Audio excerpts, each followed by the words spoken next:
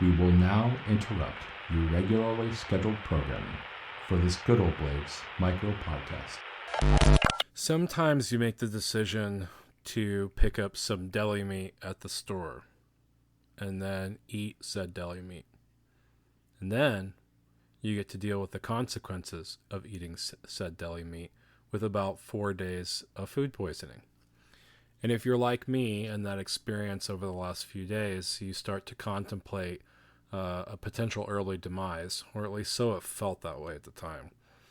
And as I'm sitting here musing over all the things that I have to do and have not been getting done, including publishing these micro podcasts and our Wednesday weekly release of interviews, I started thinking more about expectation setting when it comes to life delays and how it relates to the shop, and I don't know how all that works, right? Because the reality is that when we make things, we definitely set expectations with our customers on when they feel that it's appropriate to receive that thing we make, and also potential time delays that we have. But if you're like me, life things just, I don't know, they just seem to pop up all the time.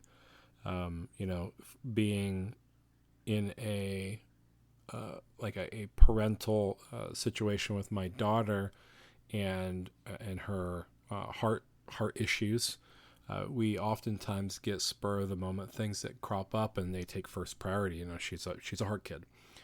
Luckily, that's toned down quite a bit over the years, but it used to happen fairly often, sometimes on a daily or weekly basis. And there were lots of times where I'd have to go to the hospital and spend hours, if not days, doing that thing.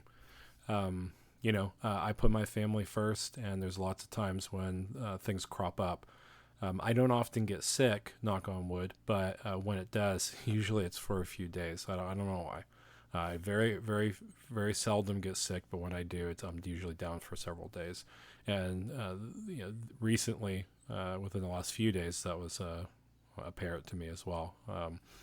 And I think what I would say is the most important thing when addressing timelines, expectations, and deliverability with your customers is that there has to be a certain ebb and flow or give and take to when things are made and when they're delivered. And if you stick to too tight of a time frame when you're setting expectations, you're going to run into some issues, because there are customers who are not as lenient as others. If you say it's going to be 3 weeks, 3 weeks is the expectation. If it turns into 4 weeks, then you're under threat of losing the sale. Any longer than that, they might want discounts or things like that. And you have to be very upfront about what you're willing to compromise on. Either it's the work takes a certain period of time to make. That's just the way that it is. But when does that become too much? You can't just keep kicking a can down the road. At some point in time, you have to make the things, and you can't make excuses as to why you can't deliver. So this is kind of the philosophy that I follow. Setting reasonable expectations is always a good thing. But the most important component of making things, and if there are life delays, is to be transparent about those things. To be honest about, this is the delay that's occurring. I imagine that this will add this much time, assuming these things. Is that still okay? And then move on. There are lots of times if I make knives and I think there's going to be several months, then I'll make it known that it will be. And if there's any delays on top of that, obviously it pushes it back.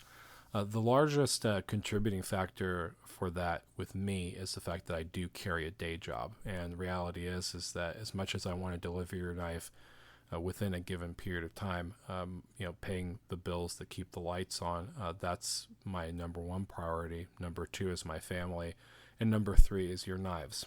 Now, if there's special considerations like gifts for certain events or things like that, I will try my hardest to make sure that those are delivered within that time frame, right? Because the impetus for you doing business with me is obviously that I meet those type of criteria.